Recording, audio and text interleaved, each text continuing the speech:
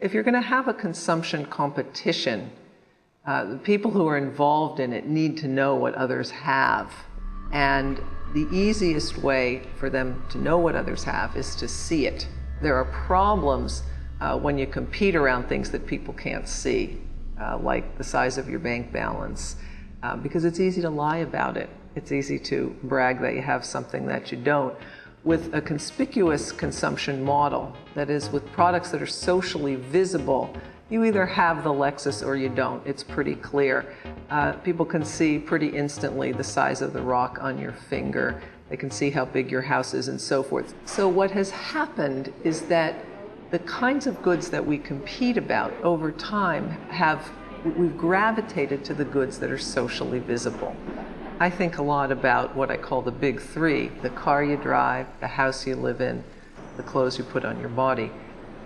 And as the competitive consumption system spread to a wider and wider group of people, those socially visible items become increasingly important as a part of a competitive consumer system.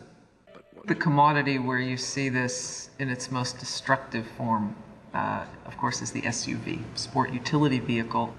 And you have large numbers of consumers moving to these vehicles, not because they need to use them off-road, not because they fill them up necessarily, but because they are the trendy vehicle of the moment. And they're dangerous to other drivers on the road.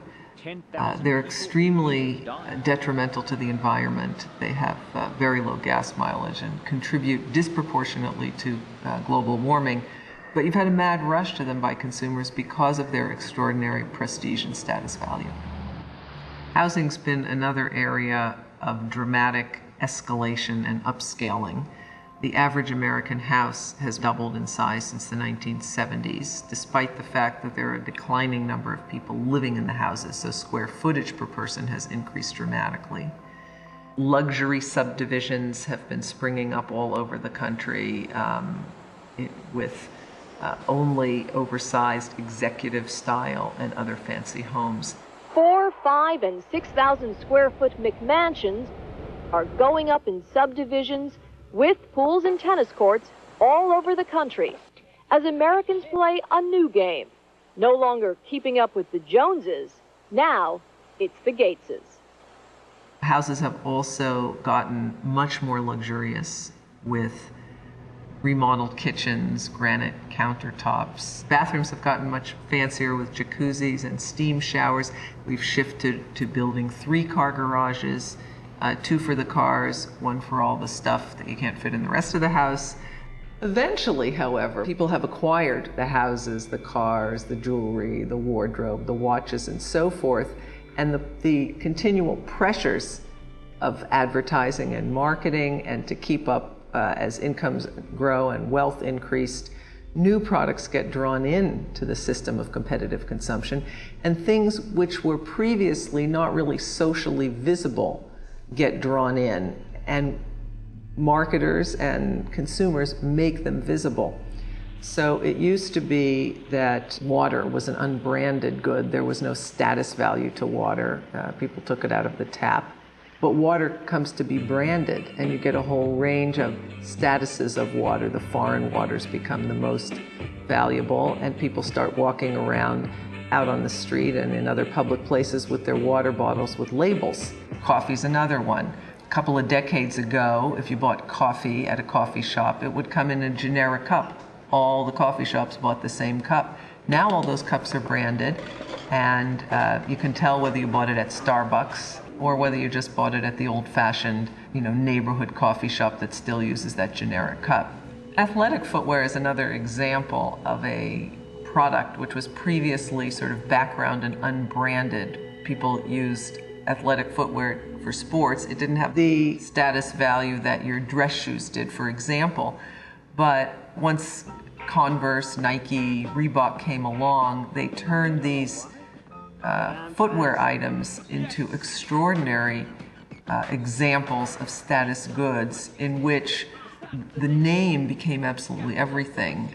These are products that are produced, most of the athletic footwear is produced with the same materials in the same factories, according to very similar designs, and yet people will pay $100 more just to have that Michael Jordan logo on it.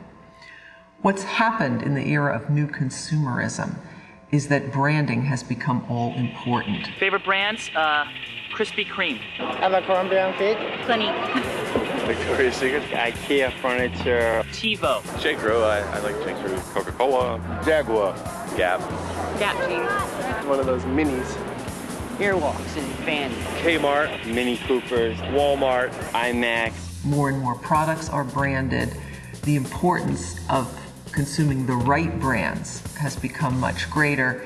Back in the 1950s and 60s, there were no labels on the outside of clothes. Designer labels were only on the inside. Beginning in the 70s, starting with t-shirts, and then increasingly many types of apparel, footwear, and accessories, designers start putting their logos on the outside of goods so that people can broadcast very clearly that they paid the status premium and they bought the prestige product. There are wonderful studies showing that you can take the same piece of apparel and sew 3 different labels in it. Ask the consumer to rank these 3 identical items, and they will rank them in quality according to the labels on the inside, not even realizing the 3 items they've been given are exactly the same item. What this means is that people increasingly are willing to pay money to get the right brand name. One of the surprising things I found in doing the research is that the willingness to pay for status is not something that you find mostly among uneducated people, people who are duped into paying more for a branded good than something they could get as a cheap generic, for example, but that willingness to pay for status premium is more likely among highly educated individuals. I don't think you can understand the phenomenon of overspending in America without understanding the role that denial plays. Most American consumers live in a fog when it comes to their spending.